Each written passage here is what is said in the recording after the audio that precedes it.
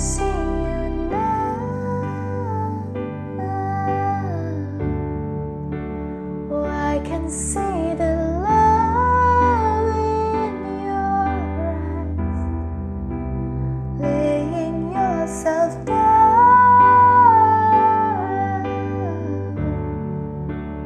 raising up the broken to life.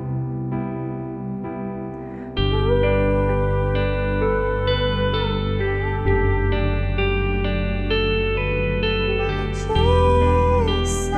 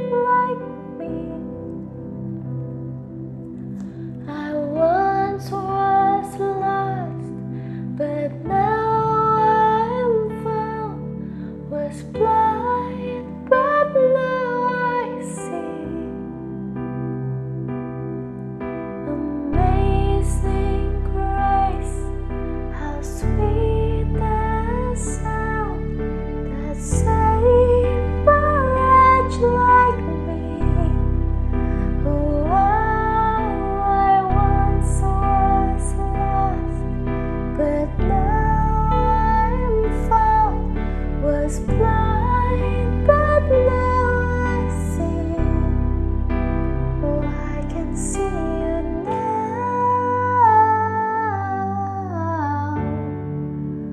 Oh, I can see the love in your eyes. Laying yourself down,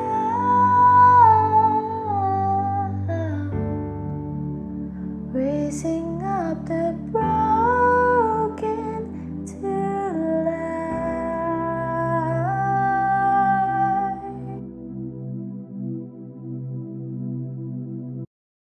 Oke, Shakers, kita kembali lagi di podcastnya CSM hari ini ya. CSM, sorry. Nah, ini hari ini tuh nggak kalah serunya sama podcast minggu-minggu kemarin gitu. Karena apa? Ya, hari ini tuh pas banget ya buat kalian yang mungkin hari ini tuh lagi galau gitu. Aku ini harus ngapain ya untuk masa depan? Aku nih harus bikin goals atau gimana ya caranya sukses? Nah, pas banget kalian hari ini cukup duduk diem gitu kan, anteng gitu karena kalian bisa dengerin dari narasumber kita hari ini yang benar-benar keren gitu kan. Karena beliau ini mempunyai beberapa perusahaan gitu kan. Jadi owner gitu, pegang beberapa perusahaan. Oke, langsung saja ya. Halo Pak Benny. Halo, halo semuanya. Halo, Shalom. gimana kabarnya Pak? Luar biasa, senantiasa. Luar biasa banget. Nah, Pak Benny, ini Tessa kan sudah beberapa kali lihat Pak Benny itu beberapa kali sharing ya di GBC. Mungkin ada teman-teman yang belum kenal, belum pernah lihat Pak Benny. Mungkin Pak Benny bisa menceritakan sedikit deh, siapa sih Pak Benny? Gitu. Oke, jadi nama saya Benny Santoso. Setelah lulus SMA, saya SMA-nya dari Magetan, bukan dari Surabaya. Jadi dulunya itu saya orang Magetan, ya kota kecil di perbatasan Jawa Timur dan Jawa Tengah, dekat Sarangan, gitu kan. Tahun 89 saya kuliah di Universitas Surabaya, jadi jurusannya informatika. Kemudian waktu itu tahun 94 lah ya, saya lulus, kemudian saya jadi dosen di Universitas Surabaya. Kemudian tahun 97 saya melanjutkan S2 di UNSW di Sydney, di Australia. Jadi kesempatan dapat beasiswa waktu itu. Saya ambil bisnis, commerce ya sebenarnya. Jadi fokusnya ke finance, ke information system yang seperti itu. Dan setelah itu saya pulang, kemudian saya jadi tahun 99 saya pulang jadi dosen lagi sampai tahun 2013, 2014 lah. Kemudian saya memutuskan untuk membuka usaha sendiri. Jadi tapi sebelum itu saya memang kerjanya jadi trainer ya, jadi konsultan finansial, konsultan manajemen di beberapa tempat juga trainer. Nah, itu pekerjaan saya. Jadi setelah itu kemudian tahun 2014 ya, saya putuskan untuk keluar dari dosen. Nah, sampai sekarang saya tetap aktif konsultan di dua bidang, yaitu finansial dan family. Jadi keluarga dan keuangan. Nah, kurang lebih sekilas seperti itu. Wow, ya keren banget, apa namanya bisa mempunyai cerita seperti itu ya. Dan gini nih, mungkin kan sebelum sampai di titik saat ini gitu kan. Nah, mungkin ada di masa-masa Pak Benny dulu masih zaman berjuang, mungkin bisa diceritakan sedikit Pak. Masa-masa apa? Saya nggak terlalu dengar, sorry. Di saat Pak Benny masih masa-masa berjuang tuh sampai ada di titik saat ini. Bisa tuh mungkin diceritakan gitu kan?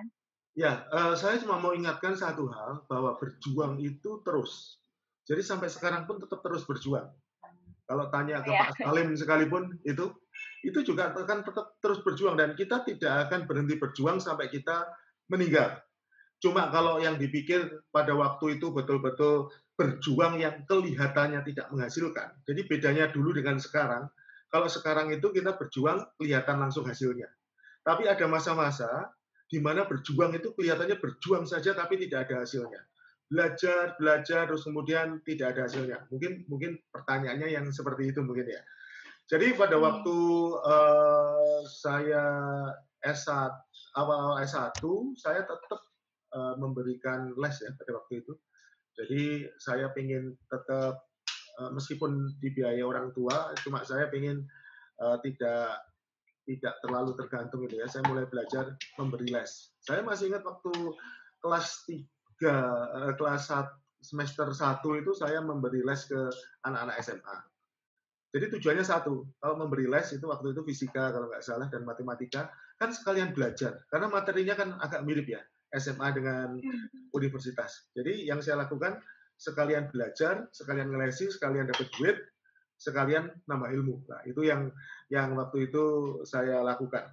Dan itu terus berlanjut. Waktu saya S2, saya juga cari kerja. Waktu di Australia saya juga cari kerja. Waktu itu kondisi pas tidak terlalu bagus ya, waktu krisis 98. Krisis 98 udah lahir apa belum? Belum tuh, Pak. Ya. Pada waktu itu terjadi krisis yang nggak bagus tuh di Indonesia. Waktu itu untuk menambah uang saya juga harus kerja di Sydney ya. Kerjanya bisanya waktu itu cuma ngajar ya, saya ngelesi. Dan waktu itu karena apa ya, apapun yang bisa dikerjakan ya, saya nyambi juga ngerjakan tugasnya anak-anak gitu ya. Jadi saya ngerjakan tugasnya anak, sekalian belajar, sekalian dapat duit. Jadi kurang lebih seperti itu. Artinya apapun yang bisa dilakukan. Asalkan pada waktu itu ya, asalkan bisa dapat duit, bisa dapat ilmu. Jadi kadang-kadang tujuannya cuma bukan dapat duit ya, tapi dapat ilmu. Nantinya ilmu itu akan bisa dipakai gitu ya. Duit itu bonusnya. Tujuan utamanya adalah mendapatkan ilmunya. Nah, waktu itu mikirnya seperti itu. Nah, gara-gara mikir seperti itu ya sampai sekarang ya jadinya pengajar. Jadinya trainer gitu ya. Nah, itu yang kurang lebih. Iya. Jadi dari zaman kuliah itu memang benar-benar sudah nggak mau menggantungkan sama orang tua gitu ya, Pak?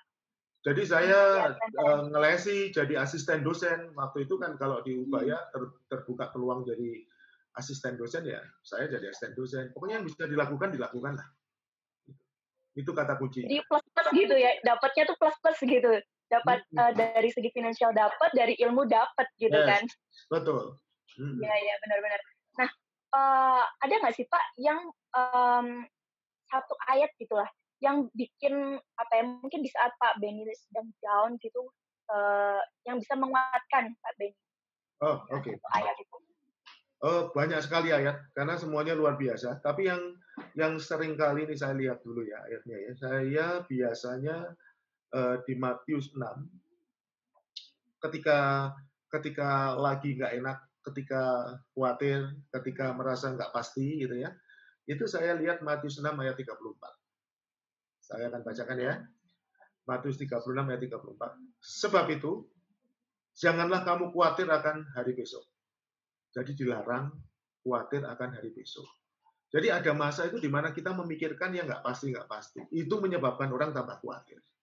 Karena hari besok mempunyai kesusahannya sendiri. Jadi hari besok yang kita pikirkan itu belum tentu susah. Tapi kita sudah mikirkan kesusahan. Jadi kita mikirkan kesusahan A, tapi pada waktu hari besok kesusahannya mungkin B. Dan kita sia-sia aja memikirkan kesusahan A. Kita memikirkan kesusahan A dan kesusahan B, hari besoknya kesusahan C. Jadi, oleh karena itu kalau kita mikir kayak gitu, pasti tambah stres. Kemudian ditutup dengan perkataan kayak gini. Kesusahan sehari, cukuplah untuk sehari. Jadi kalau kita khawatir, takut, itu biasanya kita mikirnya yang enggak. Terlalu jauh. Kalau mikirnya cuma yang deket-deket, itu biasanya tidak. Nah, oleh karena itu ayat ini mengatakan, kesusahan sehari cukuplah untuk sehari. Aduh, aku takut nih, harus mengembangkan ini. Misalkan, proyek seminggu lagi harus selesai. Terus kemudian khawatir. Loh, nggak proper itu, nggak pas. Karena harusnya ya kita hari ini bisa dikerjakan apa ya dikerjakan. Besok urusan belakang. Ada kalanya ketika kita ngerjakan mulai besok, tiba-tiba ada hal-hal yang tidak pernah kita pikirkan, itu bisa terjadi. Jadi tiba-tiba ada bantuan, tiba-tiba ada perubahan, tiba-tiba ada sesuatu yang kebetulan. Padahal kalau kita di dalam Tuhan tidak pernah ada istilah kebetulan ya. Tuhan rencanakan sesuatu dan kemudian yang kita khawatirkan, yang kita takutkan itu tidak terjadi. Nah, oleh karena itu sial sekali atau sayang sekali kalau kita memikirkan sesuatu dan khawatir karena itu sebetulnya tidak pasti. Yang pasti itu yang kita hadapi sekarang. Nah, dari ini saya berusaha untuk senantiasa mencoba bersukacita, ambil sisi positifnya dari segala sesuatu. Kata yang paling tepat harus diucapkan adalah puji Tuhan dalam Puji setiap Tuhan, oke. Begitu. Nah, Shakers harus tetap bersyukur ya, Shakers ya, nggak Yes. boleh khawatir kayak gitu, dan tetap katakan puji Tuhan gitu ya Pak ya, setiap betul. harinya gitu. Oke, nah ngomong-ngomong masalah khawatir nih Pak Benny, Ya. kalau misalnya kita ngomongin tentang masa depan ya kan, Yes. pasti mungkin sekarang ini banyak yang khawatir gitu kan akan masa depan. Nah, untuk langkah awalnya kalau kita buat goals gimana sih menurut Pak Benny? Oke. Yang pertama tidak boleh khawatir. Karena kalau kita khawatir pasti nggak jadi. Oleh karena itu yang tadi ayat yang saya katakan, sebab itu janganlah kamu khawatir akan hari besok. Tidak boleh khawatir tentang masa depan. Karena masa depan itu di tangan Tuhan. Itu dulu. Loh, berarti kita tidak perlu berbuat apa-apa. Juga salah. Yang kita harus lakukan bagian kita, tapi tanpa khawatir. Jadi yang menurut saya, yang bisa ya lakukan aja apa yang bisa dilakukan. Hasilnya gimana? Urusan Tuhan.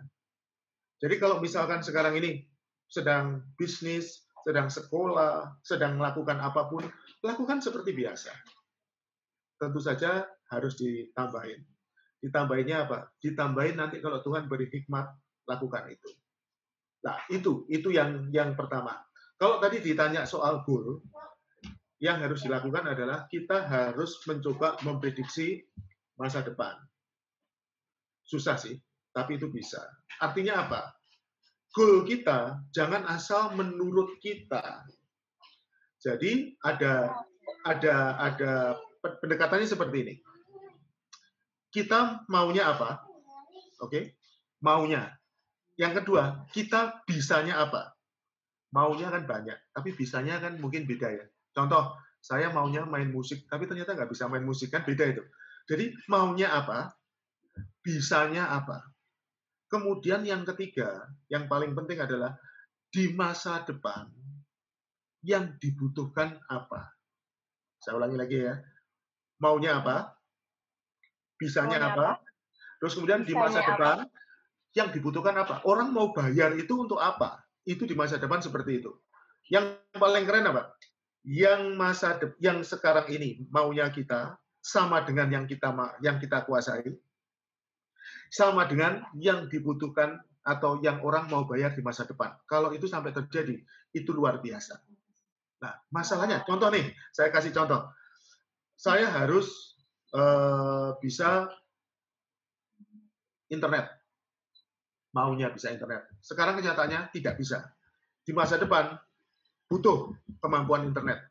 Berarti sekarang yang nggak bisa itu harus dibuat bisa. Lah, goal-nya itu seperti itu. Sekarang pertanyaannya, di masa depan itu butuh orang-orang yang suka mendesain. Jadi nanti kemampuan matematika, kemampuan yang membutuhkan otak kanan, itu nggak terlalu dibutuhkan. Kenapa? Semuanya sudah diganti dengan komputer.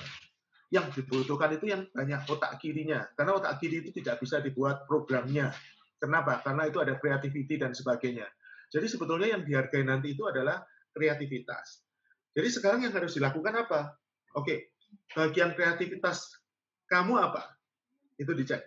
Saya ini kreativitas dalam hal menulis. Oke, kembangkan. Tidak semua orang bisa menulis. Pertanyaannya, menulis nanti akan tetap dipakai enggak? Tetap. Tapi kan nanti YouTube, semua pakai video. Tetap ada orang yang nggak suka lihat YouTube, sukanya baca. Itu masih tetap ada. Nah, dari situ, kemudian baru ditentukan, orang mau bayar di situ, baru lakukan. Jangan hanya membuat goal itu yang kita mau. Tidak. Harus juga melihat apa nanti yang orang mau bayar itu apa. Kalau kamu sukanya ngitung, sorry ya, itu nanti tidak terlalu banyak dipakai. Kenapa? Orang nggak mau bayar kamu dengan kemampuan menghitung, karena komputer sudah akan menggantikan itu semua. Jadi yang harus dilakukan adalah coba cari yang ada unsur kreativitasnya. Nah, unsur kreativitas itu yang harus dikembangkan. Kalau menurut saya kayak Tessa ini contohnya, ngomong kelihatannya pinter ya. Nah, kembangkan aja kemampuan ngomongnya itu, tentu saja dengan ditambahin sesuatu yang lebih kreatif sehingga nanti orang mau bayar untuk itu. Jadi tolong berpikir, nanti di masa depan itu orang mau bayar untuk apa? Nah, itu baru kita ngomong soal target. Kalau hanya soal target yang ya udah harus lulus kuliah gitu ya. Menurut saya itu terlalu sangat itu sorry ya, nggak belajar pun akan lulus kok. Kuliah itu menurut saya terlalu mudah. Ya, kuliah itu terlalu mudah sehingga nggak diapa-apakan aja kita akan lulus. Yang masalah itu nanti orang mau bayar kita itu loh. Apanya kita yang orang mau bayar? Lah itu yang harus dikembangkan. Saya cuma takut kalau kita melihat hanya ya udah target lulus kuliah, target terus kemudian biasanya pasti setelah lulus kuliah apa targetnya? Kerja kan? Setelah kerja targetnya apa? Setelah Menikah. kerja mungkin ya nikah. Ya menikah. Setelah menikah punya anak nanti. Setelah punya anak punya cucu. Kemudian berubah nyekolahkan anak. Setelah nyekolahkan anak, mendewasakan anak, setelah itu anaknya menikah, setelah anaknya menikah kita cucu, tadi betul ngomong cucu, setelah cucu menunggu dipanggil Tuhan. Terus selesai. Hanya itu. Nggak masa hanya yang seperti itu yang kita mau gitu ya. Oleh karena itu saya mau tegaskan ini kepada rekan-rekan ini ya, pada adik-adik lah yang di sini manggilnya, kalau Pak itu terlalu Shakers. Kan ngomong ya. Manggilnya shakers. Iya kan saya manggilnya adik-adik saja ya supaya saya terlihat relatif lebih muda gitu ya. Cuma yang saya mau tekankan adalah cari yang bisa dijual. Masalahnya, kalau boleh tahu, Tessa kuliah di mana sih? Atau sudah lulus? Saya kuliah dan kerja. Kalau kuliah di manajemen bisnis. Oke. Di Surabaya ya? Di Surabaya. Oke. Ya udah. Jadi itu yang harus dilakukan. Jadi cari kita ini nanti dibayarnya di apa, terus kemudian kembangkan itu. Jangan buang-buang waktu untuk sesuatu yang tidak penting. Jadi itu kata kuncinya. Jadi membuat target harus. Tapi sekali lagi, target yang seperti apa? Itu yang tadi saya katakan. Target cari dalam dirimu yang orang nanti mau bayar kamu. Jadi kalau hanya cuma lulus, sekali lagi, it's too easy. Terlalu mudah. Ya. Oke. Ini kalau Tessa ya Pak Benny ya, biasanya itu nentuin target itu 5 tahun ke depan gitu. Cuma ada beberapa teman yang mereka itu emangnya kalau 10 tahun emangnya nggak boleh. Terus kalau misalnya aku nentuin 1 tahun ke depan aja deh, gak usah jauh-jauh. Nah, kalau menurut Pak Benny kalau kayak 10 tahun itu apakah terlalu jauh atau 1 tahun terlalu pendek gitu? Saya cuma mau tanya satu hal saja ya. 5 tahun lagi, saya nggak usah ngomong 10 tahun ya. 5 tahun lagi, itu apakah mobil yang sekarang ada ini masih tetap ada atau sudah diganti dengan mobil listrik? Nggak usah jauh-jauh, 5 tahun lagi aja. Iya. Enggak, saya tanya, coba kira-kira jawabannya apa itu? Kayaknya udah ya. Kayaknya loh. Kayaknya. Kalau yang 5 tahun lagi aja kita susah, terus kemudian kita pasang target 10 tahun lagi, terus kemudian dengan pengen jadi jualan onderdil mobil misalkan. Sekarang pertanyaannya, 10 tahun lagi itu jualan onderdil mobil apakah masih? Saya cuma mau tanya yang seperti itu aja. Apakah 10 tahun lagi itu perubahannya seperti apa? We never know. Oleh karena itu kalau membuat target, kita harus betul-betul yang namanya ya yang kita kembangkan yang pasti-pasti aja, yang tidak pernah berubah. Contoh yang tidak pernah berubah itu apa? Yang namanya kerajinan. Itu tidak pernah berubah. Yang namanya kerja keras itu tidak pernah berubah. yang namanya kreativitas itu tidak pernah berubah. Tapi target-target lain, target pencapaian uang dan sebagainya, you never know. Tahun, saya sekedar beritahu aja ya, kan waktu itu kan belum lahir ya. Tahun 97, ya tahun 97, itu harga satu pasta gigi yang biasa saya pakai itu 2.000. Saya tidak mau iklankan itu. 2.000 rupiah per tube pasta gigi. Setelah krisis tahun 98, harga satu tube itu 10.000. Sekarang sudah 50.000.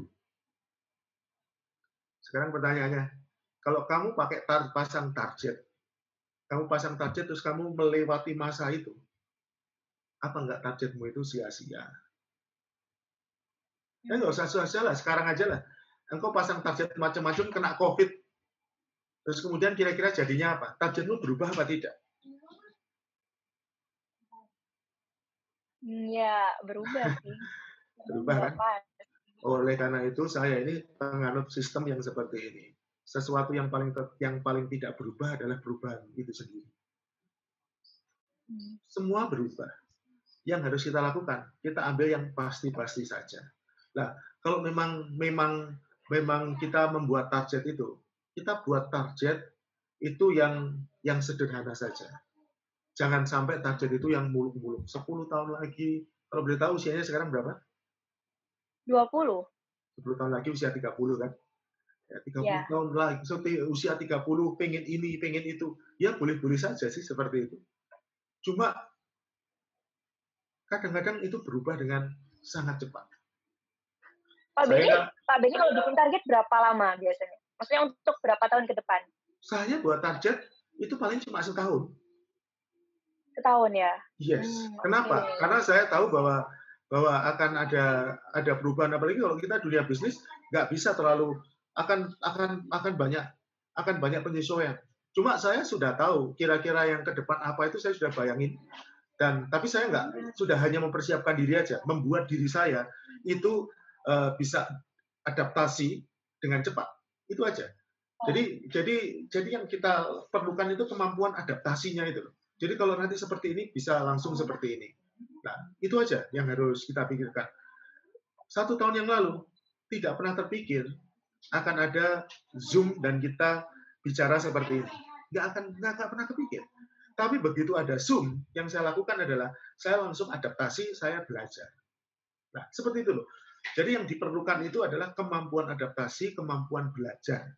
Itu yang menurut saya yang harus dipikirkan. Jadi tahu kalau kita masuk ke dalam kondisi yang tidak pasti, berarti kita harus belajar seperti ini. Ya, maksud saya yang kayak gitu yang harusnya dimiliki. Buat target itu ya memang sih kalau masih muda kadang-kadang targetnya muluk-muluk ya. Nanti demikian begitu dengan berjalannya waktu itu nanti akan mulai sadar bahwa ya, realitasnya itu seperti apa. Oke. Seperti itu. Ya. Ya, Tessa tadi kan udah bilang ya Pak ya, kita kuliah dan juga kerja. Nah, Tessa udah masuk di dunia kerja nih. Dan ada beberapa teman juga yang sudah bekerja atau mungkin nih yang mau kerja, baru yang mau kerja nih. Oke. Kita tuh kadang tuh mikir gini Pak, kan karena masih muda, tenaga masih banyak ya kan. Ya. Nah, supaya ini kita sukses cepat gitu kan di masa depan, kita kadang mikir kayak harus benar-benar giat banget ini kerja. Kalau bisa mungkin Senin sampai Minggu kita kerja biar dapat duitnya cepat gitu. Mungkin bisa dibilang gila kerja kali ya. Nah, itu salah nggak sih Pak? Sangat salah. Sangat salah. Tidak ada satu orang pun ketika mau meninggal itu berkata, seandainya saya bisa bekerja lebih keras lagi. Tidak ada satu orang pun ketika mau meninggal, kalau boleh diputar lagi, dia akan kerja lebih keras. Tidak ada. Kerja itu ya ada batasnya. Ada yang namanya keseimbangan. Tuhan itu sudah beri contoh bahwa harus ada yang namanya sabar. Kerja ya 6 hari, sehari selesai. Nah, awalnya mungkin mudah kalau kita karyawan. Itu kita bisa ngatur yang kayak gitu. Tapi kalau kita nanti sudah jadi pemilik perusahaan, ngatur jam kerja itu susah. Kadang-kadang sampai malam-malam kita akan tetap kerja. Kenapa? Karena itu tanggung jawab kita. Gitu ya. Nah, dalam kondisi seperti itu, harus tetap ada batasan. Nah, kayak saya gini, saya sudah melewati sekian puluh tahun gitu kan. Ini saya betul-betul ingin menikmati waktu itu dengan orang-orang yang saya kasih. Jadi menurut saya belajar gini, kamu kerja 6 bulan, 6 hari, sorry, sama kerja 7 hari, hasilnya nggak akan jauh berbeda, percaya. Beberapa saya memberikan konsultasi kepada orang yang buka toko 7 hari, saya ngomong buat 6 hari, karena yang sehari itu istirahat. Hasilnya, buka 6 hari dengan buka 7 hari, itu nggak beda. Bahkan yang 6 hari mungkin lebih banyak. Kenapa? Karena memang harus ada istirahat. Jadi malah yang harus diatur itu adalah waktu-waktu yang tetap kita ini oke. Nah, kerja keras harus, tapi tahu juga waktu istirahat. Jangan sampai kerjanya terlalu berlebihan, setelah itu sakit. Nah, setelah sakit, biayanya itu mahal, itu sama sekali tidak pantas untuk dicoba. Kerja itu ada batasnya, jaga yang namanya keseimbangan. Itu number one. Keseimbangan. Karena kalau tidak, hasilnya tidak baik. Benar-benar Pak, nah tuh Shakers ya. Jadi tetap kita harus lihat waktu juga, kasih istirahat buat tubuh kita juga. Karena benar ya Pak ya, karena percuma kita kerja nanti tiba-tiba sakit sama aja uangnya buat dibayar sakit gitu kan, kayak gitu. Masalahnya ketika usia-usia 20-an itu tidak terasa. Tubuh masih dalam kondisi sangat prima. Itu kalau misalkan dipaksa nggak terasa. Jadi kayak mesin itu dipaksa masih bisa. Tapi nanti ketika sudah usia 30 sekian, 40-an, itu baru terasa. Jadi memang kalau yang sekarang diomongin berapa enggak kok tubuh saya sehat-sehat, kita kuat kok nggak tidur misalkan untuk mengerjakan ya. Dulu pada waktu saya kuliah kadang-kadang memang nggak tidur, bukannya nonton TV, tapi memang harus kerja, belajar, mengerjakan tugasnya banyak. Ya. Nah itu memang nggak terasa. Nah kalau sekarang beda, sekarang sebentar aja udah ngantuk gitu ya, pengennya cepat-cepat tidur. Nah sebelum nanti ketika dengan bertambahnya usia itu kondisi tubuh akan menurun drastis. Oleh karena itu jaga sejak saat muda supaya nanti ketika sudah berusia ya 40, 50 gitu ya, itu tidak ada penyakit yang datang. Begitu. Oke. Nah, gini, Pak Benny ini kan ada beberapa perusahaan yang dipegang berarti ya. Berarti kan ada banyak bisnisnya, gitu kan. Nah, lebih baik kita tuh fokus ke satu pekerjaan aja atau mungkin bisa seperti Pak Benny nih, bisa ada banyak gitu kan. Soalnya kan ada beberapa orang yang mindset-nya itu kalau kerjanya banyak itu sama dengan banyak duit. Wah, cepet tuh sukses gitu. Nah, sekarang saya mau tanya kepada Reza. Kamu kira-kira kalau saya beri 3 pekerjaan lagi, mampu apa tidak? Wow, kalau pekerjaan saya yang satunya belum beres, kayaknya nggak mampu deh, Pak. Berarti jawabannya kan sudah jelas. Sudah jelas kan? Berarti kalau kerja itu harus fokus dulu di satu bidang. Setelah bidang itu selesai, kalau sudah selesai, sudah jalan, baru yang berikutnya. Tapi kalau langsung 5 ditangani, itu semuanya bisa nggak selesai semua. Jadi lebih baik itu bertahap. Dan Tuhan pun memberi kepada kita itu tepat pada waktunya kok. Kalau kita yang memaksa, sakit lah.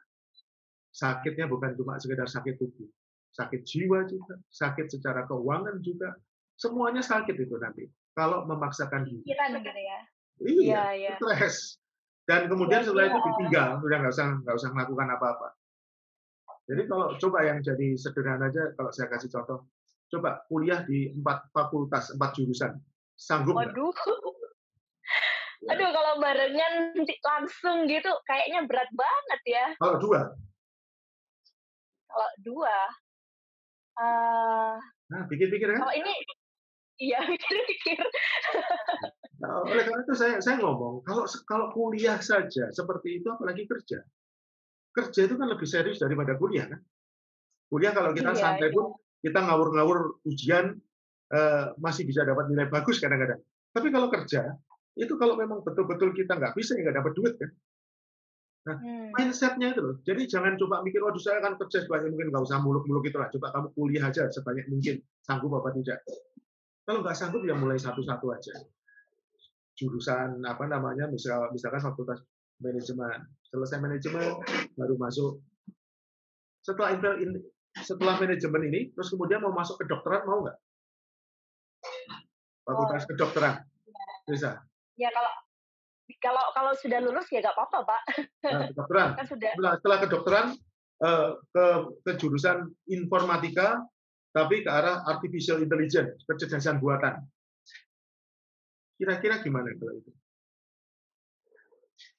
Betapa susahnya hidupmu. Bisa sih. Iya. Betul kan? Hidupmu Iya, jadi iya. susah. Kenapa? Kamu melakukan sesuatu yang sendirian dan banyak. Too much. Loh, Nah, kok bisa? Gimana? Ya setelah kamu jadi, kamu harus bentuk tim kan?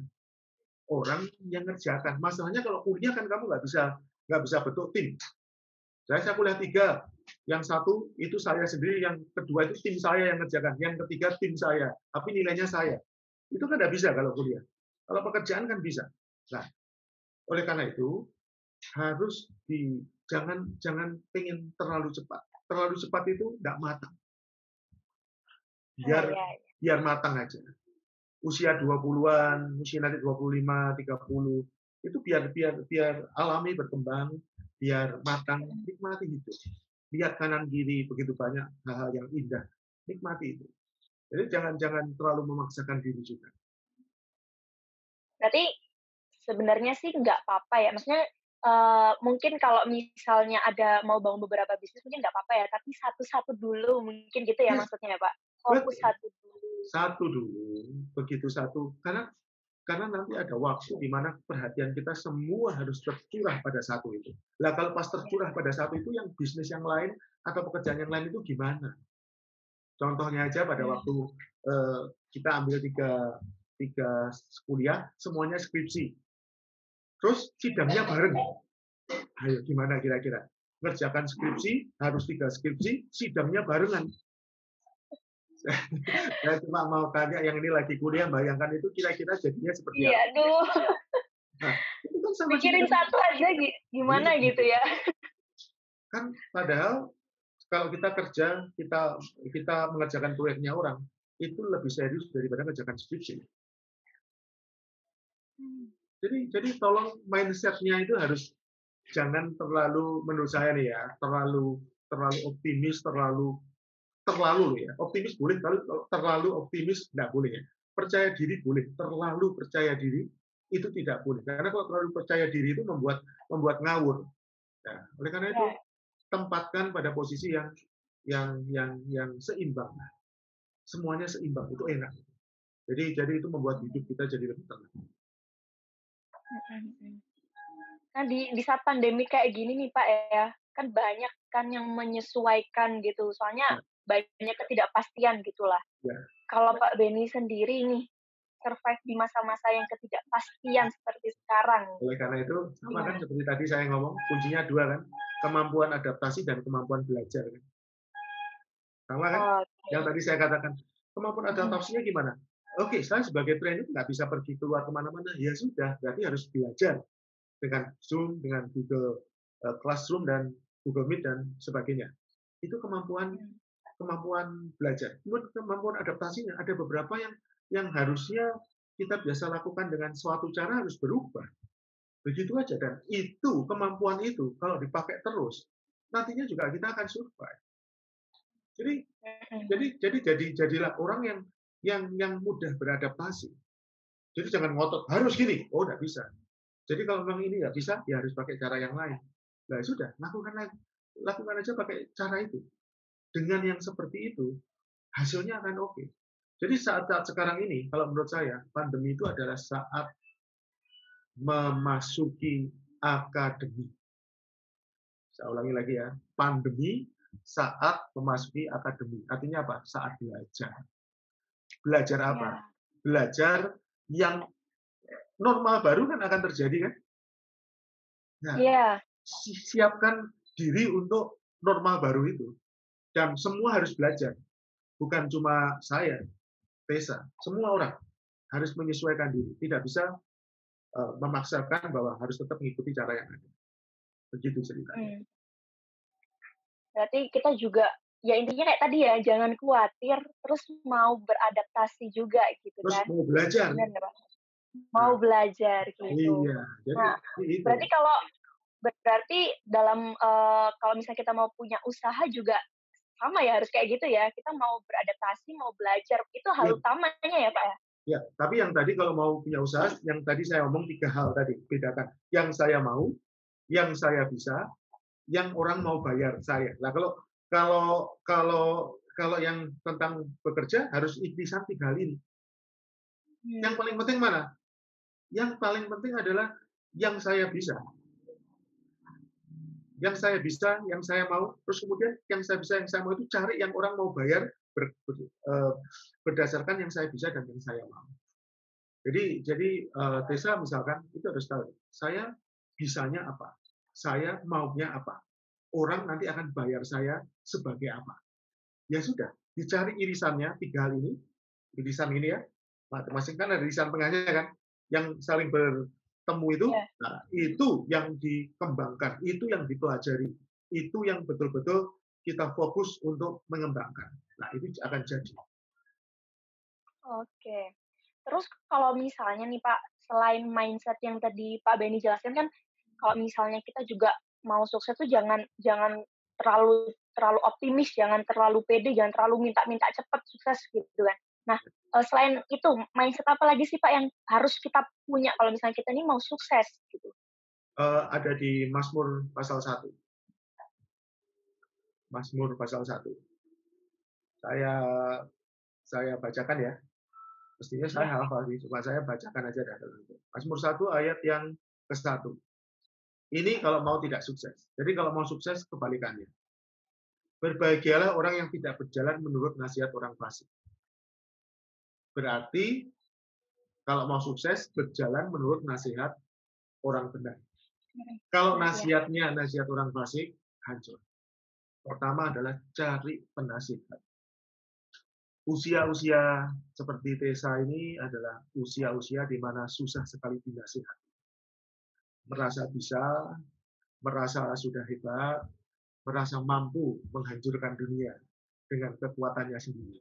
Lah, cari nasihat orang benar. Carilah penasihat. Cari mentor. Tapi tentu saja itu mentor yang benar. Kalau mentornya nggak benar, malah hancur. Pergunakan kekuatanmu sendiri, hancur kamu. Yang benar adalah pergunakan kekuatannya Tuhan. Ya kan? Yang kedua, yang tidak berdiri di jalan orang berdosa. Berarti harus berdiri di jalan orang benar. Yang berikutnya adalah jangan melakukan sesuatu yang kompromi dengan dosa. Kalau sudah kerja, kalau biasanya sih kalau kuliah kan paling ya nyontek ya, paling ngopi pekerjaannya teman. Ya, kalau di dunia kerja itu kan bisa nipu, bisa mark up, bisa melakukan hal-hal yang nggak benar kan. Sudahlah, lupakan itu semua. Menipu, menggelapkan, melakukan hal-hal yang tidak benar, itu hasilnya pasti nggak bagus. Kelihatannya sekarang bagus, tapi nanti hasilnya nggak bagus. Yang ketiga, dan yang tidak duduk dalam kumpulan pencemooh. Jangan pernah mencemooh. Hargai orang. Hargai orang, kamu akan dihargai. Cemooh orang, kamu akan dicemooh.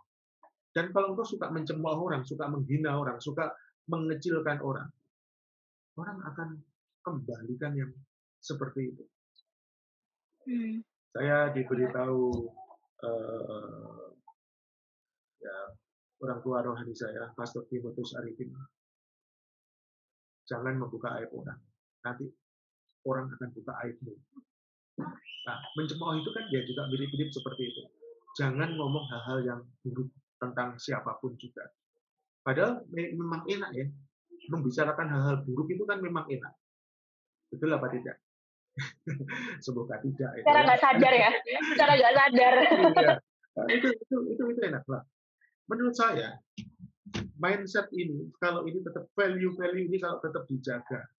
Satu tadi ya, bisa adaptable, mau belajar ditambah dengan punya mentor yang benar. Yang kedua adalah tidak kompromi, tetap berada di jalan orang benar. Yang ketiga, tidak mencemooh, maka hasilnya akan luar biasa. Ditambah satu lagi di situ dikatakan yang kesukaannya ialah Taurat Tuhan dan merenungkan Taurat itu siang dan malam. Ditambah punya hubungan yang baik dengan Tuhan. Menurut saya itu adalah salah satu hal yang luar biasa. Pak Mazmur melihat bahwa orang-orang yang pencemooh hidupnya tidak akan pernah berhasil. Saya ulang lagi, tidak akan pernah berhasil. Orang-orang yang kompromi tidak akan pernah berhasil. Orang-orang yang tidak punya penasihat, tidak punya mentor, itu juga susah sekali untuk berhasil. Nah, oleh karena itu bisa dilakukan dengan cara seperti itu. Ketika kita punya mentor, begitu kita punya masalah, ya memang kita bisa langsung tanya ke Tuhan. Tapi kita kan juga bisa langsung tanya kepada mentor kita. Dan ketika mereka ngomong sesuatu, ada sesuatu yang luar biasa bisa terjadi dalam hidup kita. Iya. Itu ceritanya. Wow, jadi uh, kita sukses itu kita berjalan juga bersama dengan Tuhan ya Pak ya. Jadi Itu yang pertama. sesuai dengan kehendak sesuai dengan kehendak Tuhan. Jadi otomatis kita juga bisa mencapai kesuksesan itu, benar ya Pak ya? Betul. Kalau Tessa ya Pak, kalau menurut Tessa sih sukses itu di saat nanti kalau misalnya nih Tessa sudah nggak ada, nah apa yang Tessa tinggalkan gitu kan untuk orang-orang yang sayang, orang-orang yang ada di dunia ini gitu, terlepas dari materi mungkin ya. Okay. Menurut Tessa sukses itu seperti itu gitu loh. Okay. Dan itu kan bisa dilihat dari proses yang sudah kita jalani selama hidup ini gitu kan. Betul. Nah, kalau dari Pak Benny, suksesnya Pak Benny itu seperti apa? Oke. Sukses itu yang pertama adalah kita bisa berfungsi seperti Tuhan inginkan kita berfungsi. Yang tadi, yang saya bisa, yang saya mau. Nah, contoh di dalam Alkitab sangat jelas. Ada orang yang jadi seperti mulut, ada orang yang jadi seperti telinga, ada orang yang jadi seperti mata. Fungsinya kan berbeda-beda kan? Apa jadinya kalau orang yang berfungsi seperti ditetapkan untuk jadi mata, tapi memaksa diri untuk jadi telinga? Sangat tidak efektif. Jadi jangan pengen seperti orang lain, tapi lihat Tuhan ingin apa dan maksimal di bidang itu. Itu kunci yang pertama. Kunci yang kedua, tadi telinga, mata, dan sebagainya itu berfungsi bukan untuk telinga, bukan untuk telinga, tapi untuk keseluruhan tubuh Kristus kan. Mata itu fungsinya bukan untuk mata itu sendiri kan. Mata itu untuk melihat dan mengarahkan siapa? Tubuh Kristus kan. Artinya apa? Jadi berkat. Dan tadi saya berikan poinnya Tessa tadi itu hanya poin yang ketiga, yaitu memberikan legacy. Kalau menurut saya, kalau bisa itu jangan nanti yang kita wariskan ketika kita meninggal. Yang dampak yang kita berikan saat ini itu juga penting. Dan itu tadi seperti tadi ya. Yang pertama, ditetapkan sebagai apa dulu? Telinga jadi telinga yang sangat peka, mata jadi mata yang sangat tajam, tangan jadi tangan yang sangat rajin, mulut jadi mulut yang sangat banyak ngomong gitu ya mungkin ya. Jadi sesuai dengan fungsinya. Itu yang pertama. Kemudian yang kedua, dari yang kita miliki itu memberkati orang lain. Pada waktu hidup tentu saja. Yang ketiga, pada waktu meninggalkan legacy. Nah, uang itu nanti mengikuti. Begitu kita berfungsi dengan benar, berfungsi sesuai mata ya, dengan mata yang sangat baik, orang akan datang dan dia mau bayar untuk melihat penglihatan kita gitu ya. Beda kalau kita harusnya berfungsi sebagai mata, kita berubah menjadi telinga, orang tidak akan datang ke kita. Kenapa nggak akan datang ke kita? Nggak jelas misinya jadi mata kok jadi telinga. Jadi nggak dengerin apa-apa kan? Mata kan nggak bisa mendengarkan, tapi dia berusaha untuk pengen mendengarkan, nggak bisa. Yang kedua, berkati orang lewat apa itu? Nanti uang itu akan datang dengan sendirinya. Legacy itu nanti ya setelah kita meninggal, baru yang kita sudah lakukan itu kita berikan kepada generasi sesudah kita. Itu. Oke, wah banyak belajar banget sih dari Pak Benny ya, karena kita belajar satu. Mungkin buat Shakers yang lagi galau, satu kita belajar pertama itu jangan khawatir, bener ya Pak ya. Yes. Yang kedua kita juga bikin target juga nggak usah yang muluk-muluk deh, kayak Iya. gitu. Yang penting kita menjalankan target supaya kita bisa capai target itu kan, bener ya Pak ya. Kita berusaha gitu kan. Dan juga untuk sukses sendiri, kalau misalnya kita mau sukses, ayo teman-teman kita cari mentornya kita nggak usah lah berkompromi cuma nipu dikit, bener ya Pak ya? Kadang kan masih banyak yang kayak gitu. Nah, terus juga selain tadi apa namanya, Mencemooh. kita nggak boleh kita tidak boleh berkompromi, kita juga jangan mencemooh juga gitu kan, Yes. harus menghargai orang, belajar menghargai orang karena Terus jangan lupa dengan lagi, itu ya adaptable dan quick learner, bisa mudah beradaptasi sama ya, belajar cepat. wow, keren keren keren, iya ya. Thank you banget ya Pak Benny, kita belajar banyak banget dari seorang Pak Benny Santoso ini gitu kan, karena kita di sini belajar sukses itu sebenarnya sebuah hasil dari proses yang udah kita jalani, benar ya Pak ya? Betul. Kesuksesan itu dan proses itu kita jalani bersama-sama dengan Tuhan pastinya. Yes. Oke, thank you banget Pak Benny udah meluangkan waktunya, sudah mau sharing sama kita para Shakers yang ada di sini dan semoga sekeluarga juga sehat-sehat aja ya Pak ya di Terima kondisi kasih yang sama-sama. pandemi seperti sekarang ini. Yes. Mungkin kita bisa berjumpa lagi di lain waktu. Saya sangat berterima kasih lagi perwakilan nih dari para Shakers yang ada di rumah gitu kan, seperti itu. Thank you banget Pak Benny, thank you banget. Keren Pak Benny, keren keren keren. Oke, nah Shakers itu ya tadi sedikit lah sharing dari Pak Benny Santoso, kita bisa belajar semuanya. So kalian untuk podcast-podcast berikutnya nih pasti nggak akan kalah serunya sama minggu ini. Jadi para Shakers ya, kalian jangan sampai ninggalin deh podcast dari CSM seperti itu. Oke, see you guys ya. Sampai jumpa.